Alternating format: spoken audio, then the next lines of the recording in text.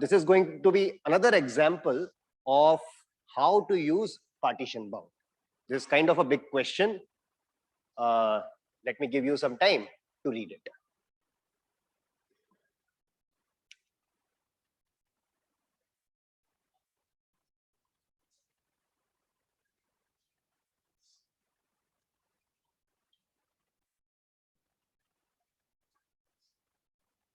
If you have already seen this question before, then don't answer. Is there anyone who has seen this question before? Then it's a fair game.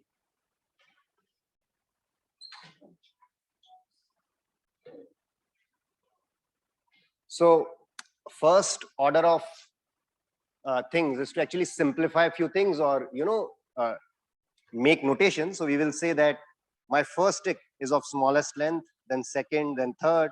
So I will give names to all the sticks from 1 to n, right? And I can give them names 1 to n. You don't mind it, right? Great. Now, I have already told you this is an application of partition bound. That means I should define bi, right? Remember, k is fixed here.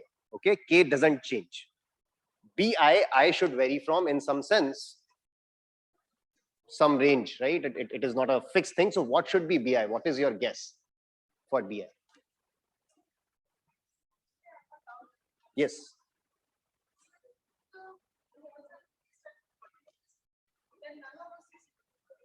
No. So you can assume that the amount of stick which goes inside is constant, or it doesn't matter, right?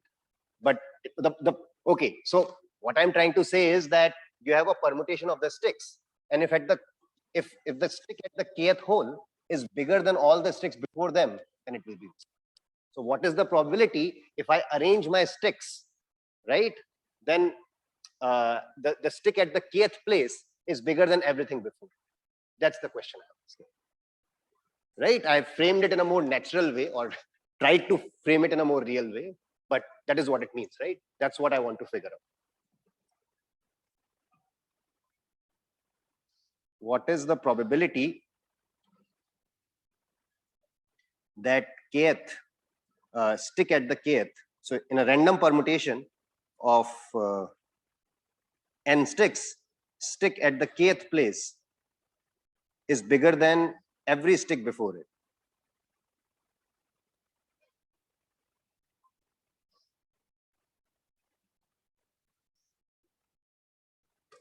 So you see, this is what I want, right?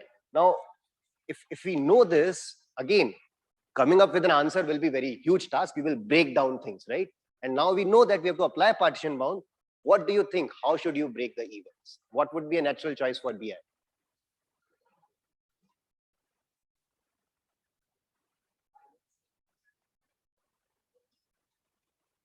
Was it obvious? That's why nobody else said it too. How many people got this, that this might be a good choice? Raise your hands if you thought ith stick should go to the kth hole was a nice bi. Okay, not many people, but some had idea. Any other ideas? Okay, since this is the idea, let's try figure out the probability with this choice. Ith means ith in length, right? Which is the ith smallest stick. So ith stick goes to kth place. Definition of bi is fine. What is the probability of bi? Come on, let's move on. Okay. That's easy. Except the person who said no, you won't. I know you don't know the answer. So except him, anyone else, what is the probability of bi? 1 by n. I'm doing a random permutation. So it goes at any particular place is 1 by n, right? Did you party last night in Prakriti or something? You are sleeping? Okay, good to know. But now the problem is the other part. What is the probability of A given B? How many sticks left? So this is again your high school thing, right? What are the total number of cases? How many permutations are there? But now you know that ith stick is going to the kth hole. So how many permutations remain?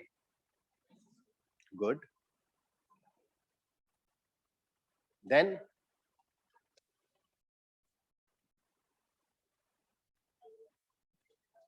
I minus 1. Very nice. Because there are I minus 1 sticks smaller than my stick, and I have to pick k minus 1 of, right?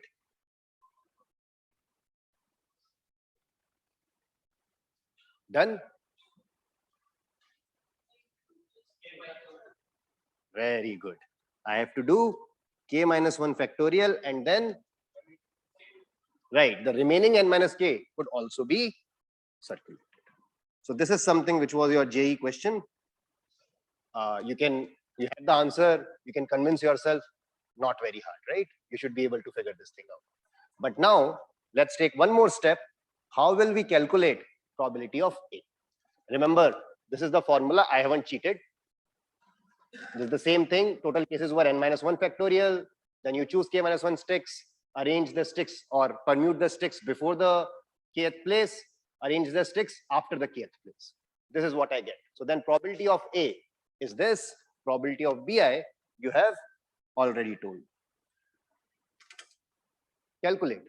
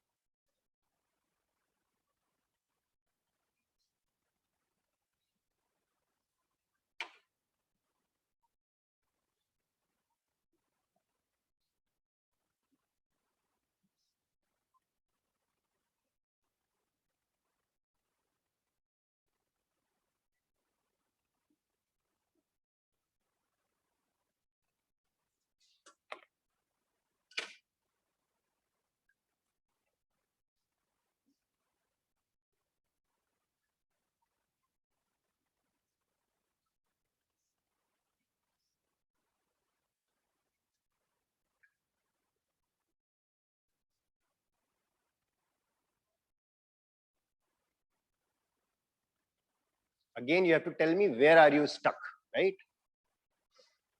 If you are stuck somewhere, what is the problem? There will be some binomial identity and you wouldn't know what to do with it. If you take, most of the things will come out common here, right? Agreed? But then you are left with what kind of thing? What is the expression? Summation I is equal to 1 to n, I minus 1 choose k minus, right? You can try summing it, or you can also think about this. Actually, it is not, sorry. Yeah, so yeah, that is correct. But if you don't know negative binomial coefficients, another thing to realize is that actually that summation is like, or other way to say it is that this is an easy summation to figure out. You know what is the value of this?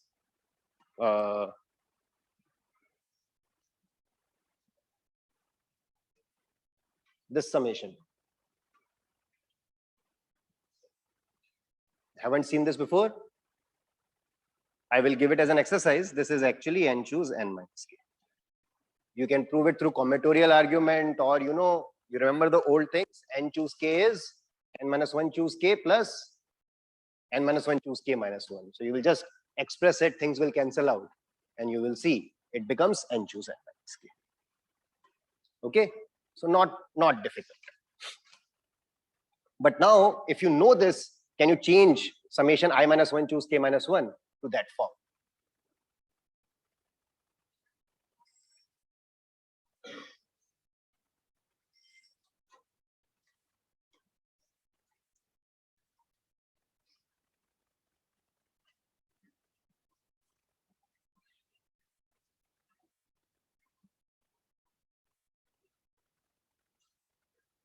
Just one single idea, right? What do you do? What identity do you use? Exactly. What you want is to just change it to I minus 1 minus k minus 1. Everyone believes that commutative identity, right? So again, these are the things which you have learned before. So I don't want to take much of the time here. But the point is, you got an expression, and with some work, with some juggling with binomial coefficients, you can simplify. Yes. Previous line. Sorry.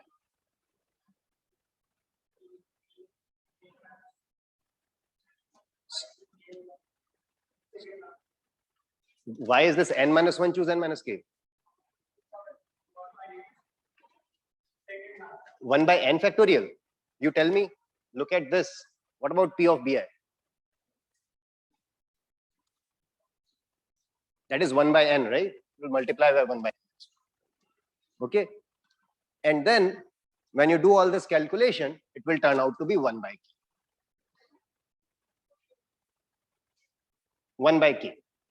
The calculation is, so as I said, you just switch, you do it I minus k, you get this expression, and choose k, you simplify, you will get 1. But when the answer comes 1 by k, then, sorry. There is a reason why. Yes, exactly. So once you see the answer 1 by k, there should be an easier route. You want to go ahead? Sorry?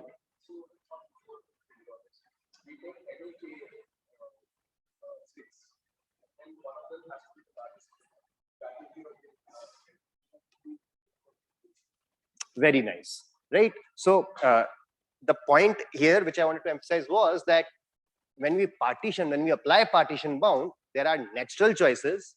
Sometimes you can even make smarter choices, right? In this case, the smarter choice could be defining the event Bs, whereas S is a subset of size K.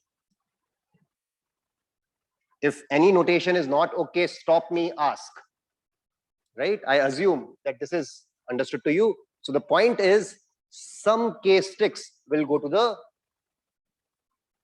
first K places, and I partition it like that.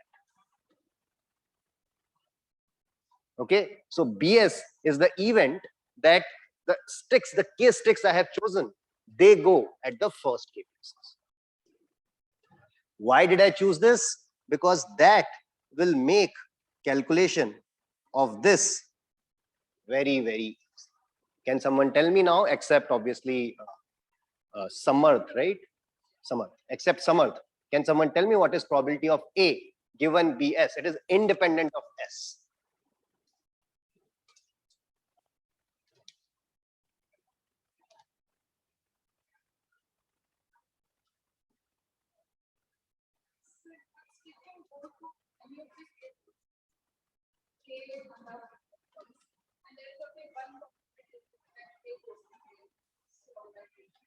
Exactly, right? So what you have to realize is, think about it this way, right? This is kind of a smaller case, smaller instance of the old problem. What is the probability that the nth stick was visible? Remember, when k is equal to n, what is the probability that nth stick is visible? Nth stick will only be visible if the biggest stick goes to the last place. What is the probability that a particular stick goes to a particular place? 1 by n in that case, 1 by k in this case. That is why doing it this way is actually very, very simple. Okay, and then you can again apply the partition bound. You know why we got 1 by k, because if we fix the first k sticks, the biggest one of that stick should come at the kth place. A particular stick at a particular place comes with probability 1 by k. Right? We know that these S sticks are rotating in the first k places. So now this is 1 by k, summation probability of Bs. I don't even have to calculate probability. What is the probability of Bs, by the way? I will give it to you as an exercise. We don't need it here because summation PB, what did I do? Oh, I'm sorry.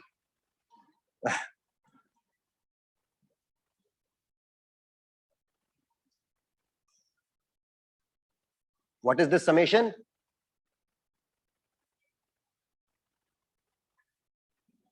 One. BSR, disjoint partition, no?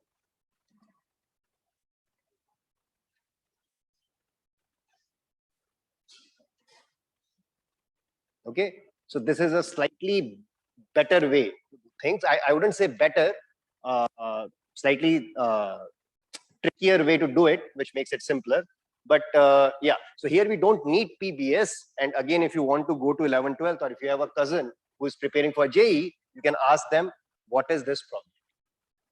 I will give it as an exercise.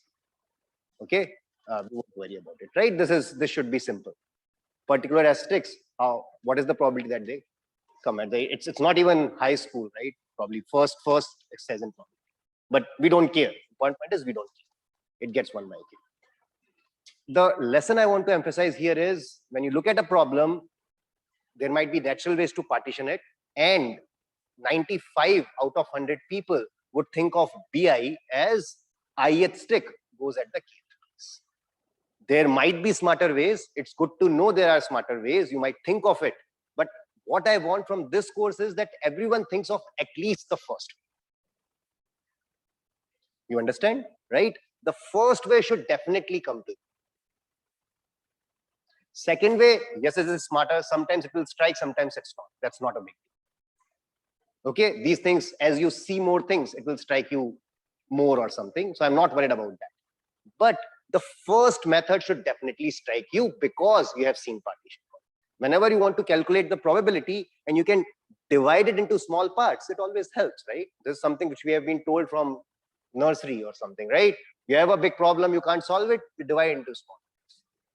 If you can do that, please do it. So that is the lesson from this exercise.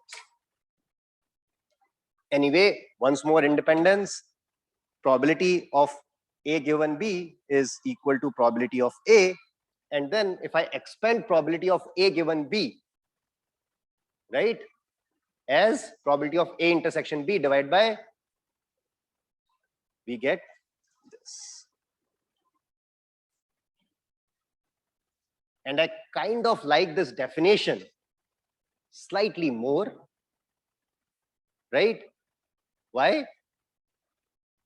It is symmetric. So what is the advantage? It automatically tells me if A is independent of B, then B is independent of A, which should happen intuitively, right? We should believe that if this event doesn't affect this event, they are, they are independent. Instead of saying A is independent of B, I want to say they are independent. And our definition gives us that. So this we will remember. Independence is symmetric. If A is independent of B, then B is independent of it. This is in some sense the small proof of that. So you can remember this or this as the condition that two points are independent. Okay, and this you have used I don't know how many times in your life without even knowing it. Can someone give me an example?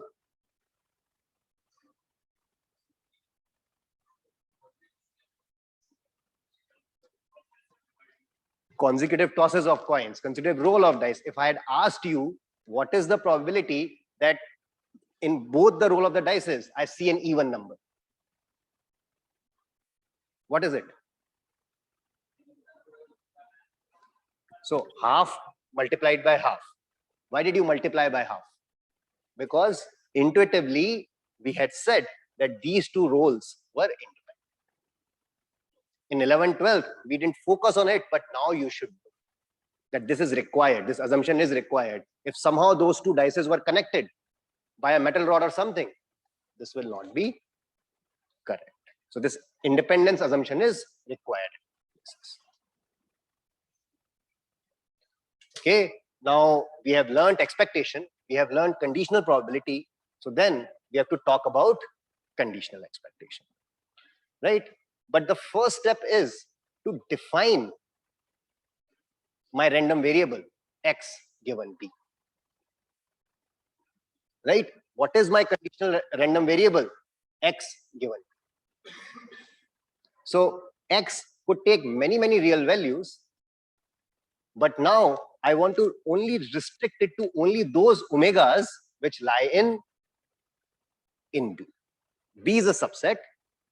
When I say my x restricted to B, that means x when B has happened. That means I am now looking at x as a function from B to R. Remember, generally x was omega 2. Or even if you want it from omega to R, it doesn't take any value outside omega. It's not a function. It doesn't remain a function from omega 2. Okay? Sounds good? So this is the natural way to extend x restricted to the fact that event B has happened. If someone had told me B has happened, what possible values x can take? These are the possible values x can take. But then what should be the probability? And this should come to you because x is equal to x. This is an event.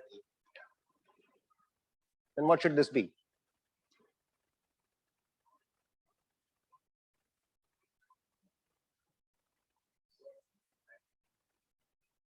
Very nice, right? This is an event.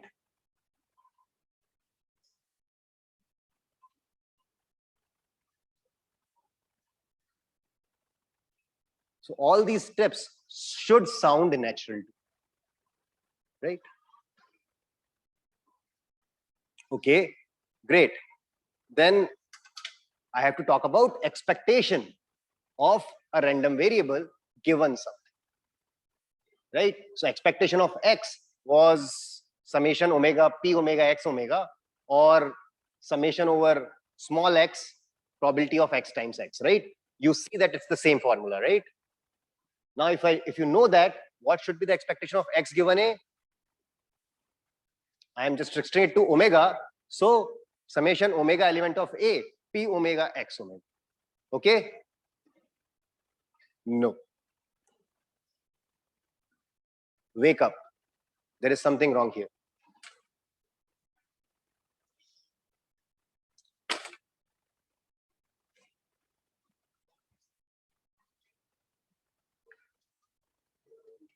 P of, so what should I do? Where should I write P of A?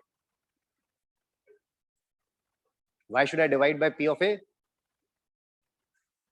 You know the already the formula and then you're trying to fit in, or intuitively, naturally, why should P of A should be there? Exactly. Naturally, once you're restricted to A, P of omega does not make sense. I know A has happened. So this should be P of omega. And since I'm summing up over W element of A, this thing would be P omega by P. And as you were saying, PA goes that.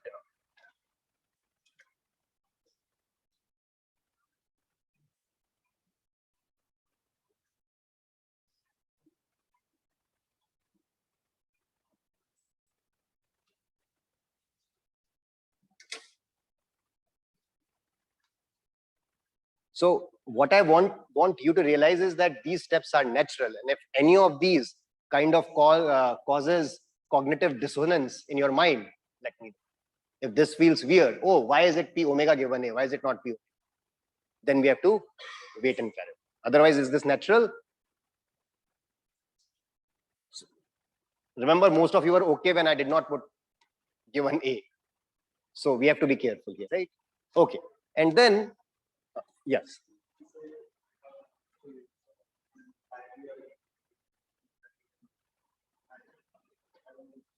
So the point is, ultimately, what do we want to calculate? We want to calculate the expectation, knowing A has happened. So our universe has shrunk to this, right? And then we want to say, oh, x takes this value with certain probability. X takes this value with certain probability. But what is that probability? That should be the probability once the universe has shrunk to. Right? So that is why we have P omega given. Actually, once you know that A has happened, in some sense, P of omega does not make sense to talk about, right? In any natural setting, there is no P omega. There's only P omega given A, because A has happened, right? That's another way to think about it. And then obviously we can have a partition formula for expectation. Like we had the, and you can prove it easily, okay? I wouldn't take more time in proving it. You can prove it easily. Sounds good? So now since you have said everything fine, everything is simple, then you will solve this problem. The problem is a miner is stuck in a mine. Unfortunately, my miner, kid, male, female, everyone look the same. But this miner is supposed to escape the mine, and he has three options: door 1, door 2, door 3. In the first door, if he goes to the first door, after 7 hours, he returns to the same position. If he goes to door 2, he will escape in 3 hours. If he goes to door 3, he will come back after 5 hours. Clear? We want to find out what is the expected time for him to get out if he picks the door randomly. You should be able to come up with the formula on your own. Let's try to come up with a formula on we will help. Okay? We want to figure out expectation of X. Right? What should be the expectation of X? Either some BI has happened, probability of BI, then expectation of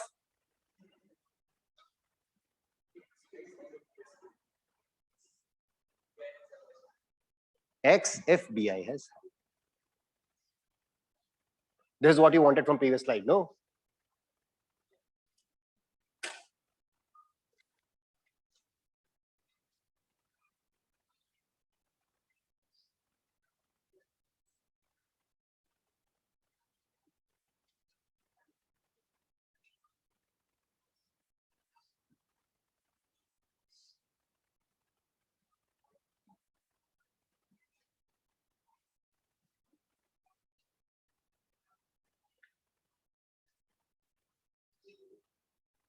Sorry?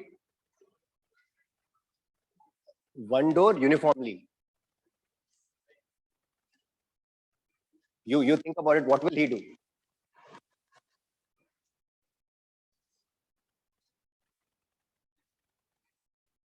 No, like, oh, you are saying that if he comes back to the door, he forgets which door he had chosen. 7 hours is a long time. So,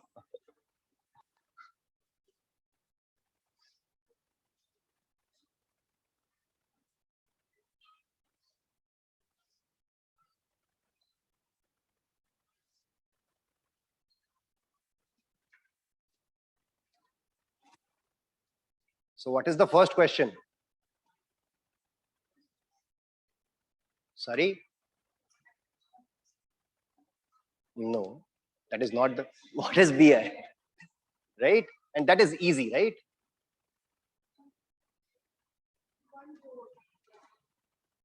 I goes from 1 to 3, and B1 is, you pick the door 1. B2 is, right? Okay.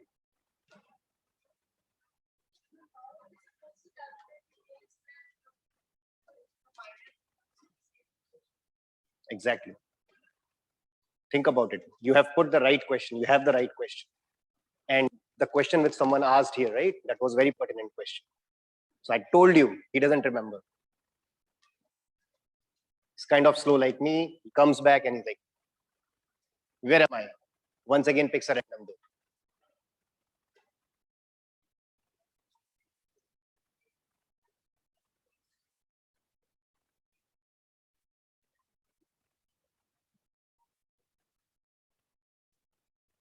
That helps? Not really, right? Again, you are stuck at the same question, which was asked. Ayushi, Anusha, Anushka. Okay, yeah. I didn't say it right. Anushka. Okay. So the question which Anushka asked, expectation of X given B2 is easy. Expectation of X given B1 is? Exactly. Expectation of X given B1 is?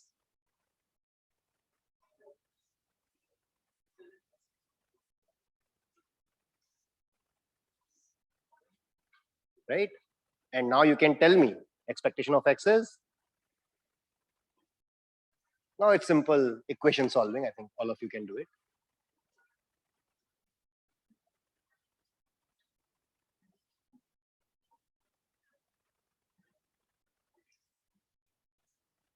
How many people got the answer? What is the answer?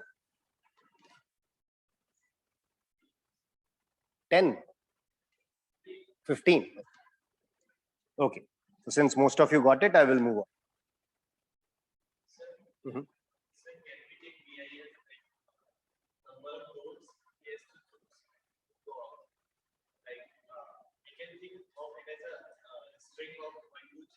Uh-huh. Correct.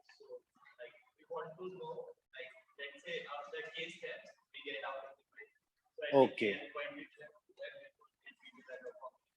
1 and 3. That can be done. That can be done. Yes. This will be a more difficult calculation. After class, we can try it and see if this gives us an answer quickly. Huh?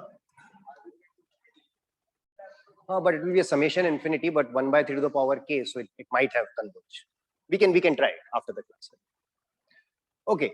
And again, another thing, once we know about this conditional probability, now we can talk about this joint distribution in terms of conditional probability, right? What should it be?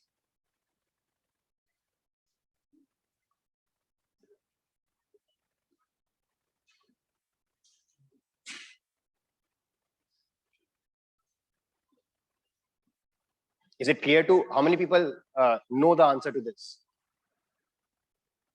Okay. Yes. So I want to, what is this? Again, this is the intersection of two events, right? Probability X is equal to X, intersection Y is equal to Y. Then it is easy.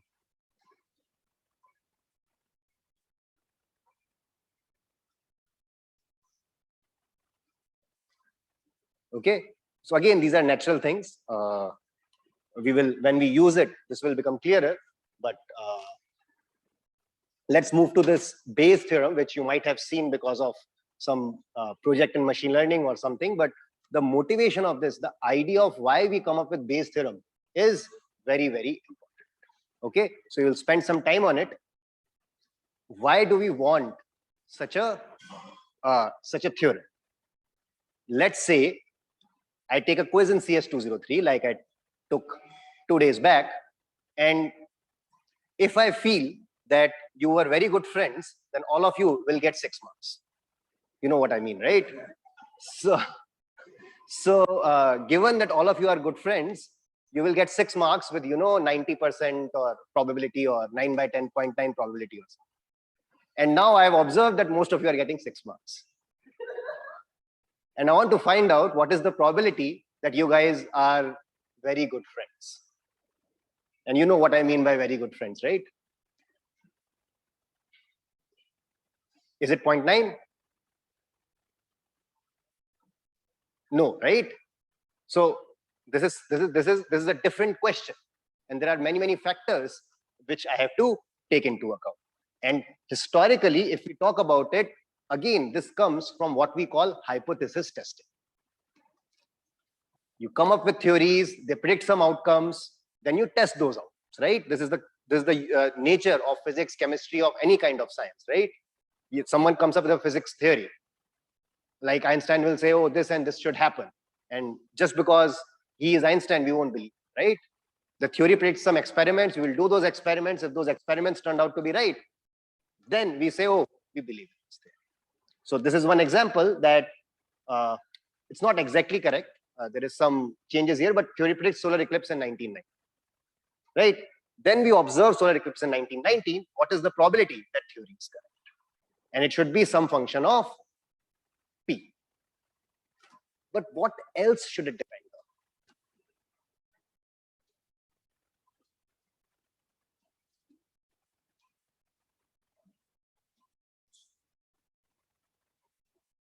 Is it enough? Is this information enough? That's the first question to ask. And suppose someone had told you that probability of solar eclipse happening is 1. Then this should not tell me anything about the probability of theory being true. It should remain the same, right? And let's see what problem do we want, right? Suppose A is the event that theory is correct. B is the event that solar eclipse happens in 1990. What is P?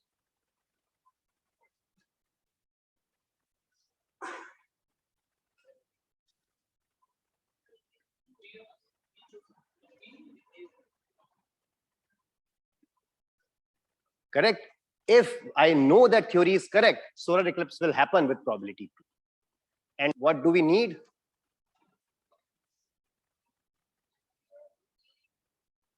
Right. So this is the essential question of Bayes theory. That's why Bayes spent so much time on this. Given probability of B given A, can we figure out probability of A given? Probability B slash A is given, probability of A slash B has to be found out.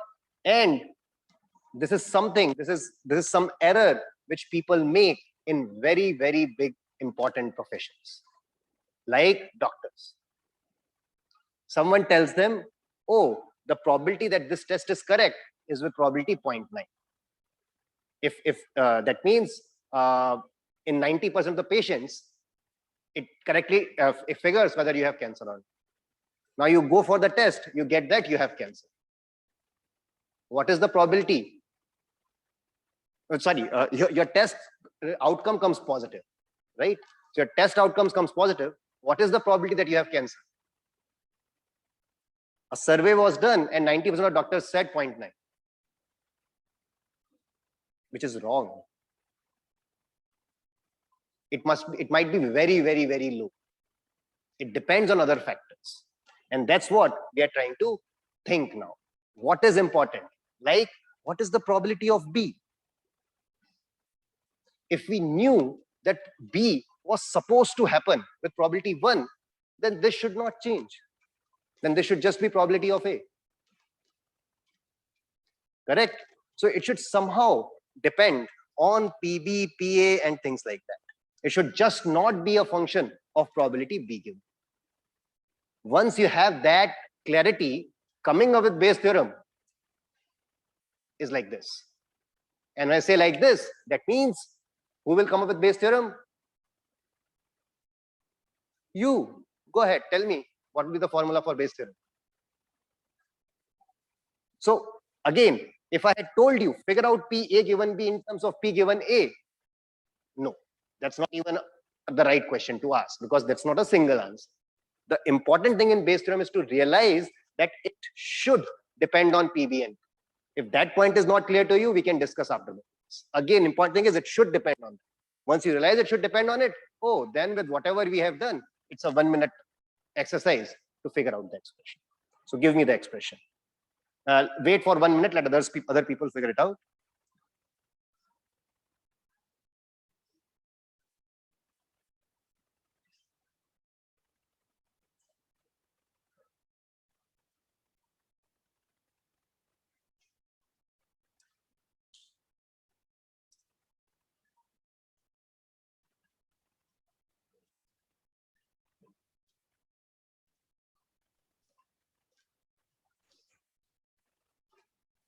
How many people can figure it out? Almost everyone, right? Why is that? Is there any question from Zoom? Okay. Yeah.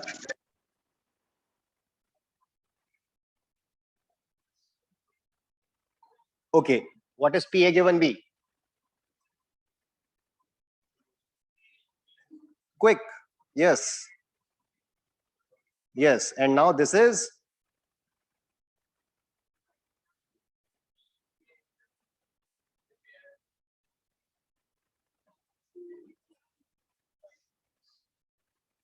This is your base form, right? Simple, very, very simple, right? Once you realize this, that is very simple. One of the thing which I want you to remember is that in most of the applications of PB will actually be found out by partition bound. Okay, and what is partition bound in this case? What are the natural events to consider?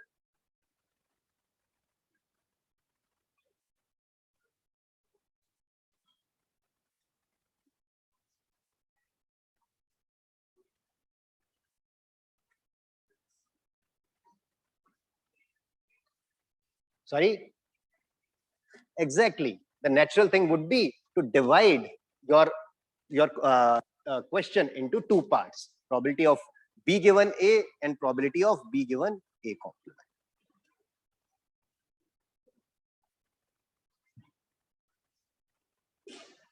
Okay, most of the time you will apply Bayes theorem by using this. When we talked about a person having cancer, right? So this will tell you what is the probability of you having cancer if the outcome. So sorry, you wanted to figure out this, but was your test was positive. What is the probability of having a cancer? What you will need is, if you had cancer, what is the probability? Test gives the correct answer. If you did not have the cancer, if you did not have cancer, what is the probability that test is incorrect? Right? You can figure that out. But and then probability, most importantly, what we call Bayes probabilities. Right?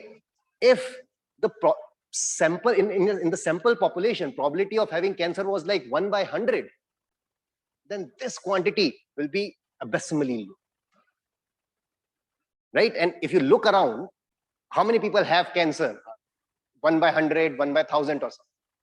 Once this PA is 1 by 100, you see that suddenly the importance of this PB given A becomes very small. This will be the smaller term, this will be the bigger term, and then this probability will be small. Right? Once you change PB to this, what you are asking is, how much is this term as compared to this total term? And if probability of A, probability of Bayes probability is very, very small, then this quantity will anyway be very small, very small. It doesn't matter exactly what is the ratio of these two things. And you can try it with different. Suppose 1 by 1000 is the probability that people have cancer. P of A is 1 by 1000. You keep this as 0.9. You keep this as 0.1 now, right? This is the probability of being incorrect. That means your test gives the correct outcome with 0.9 probability in both negative as well as positive. You keep that and calculate it. It will come out to be like 10%, 5%, 1% or something. So this is something which you should understand. You should tell your doctor, because most of the doctors make this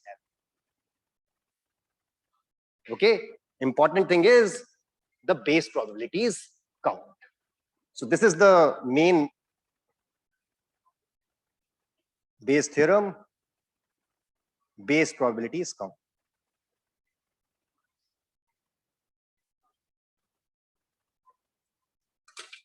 Okay, so this will be all for today. I just wanted to share or discuss an administrative things with you.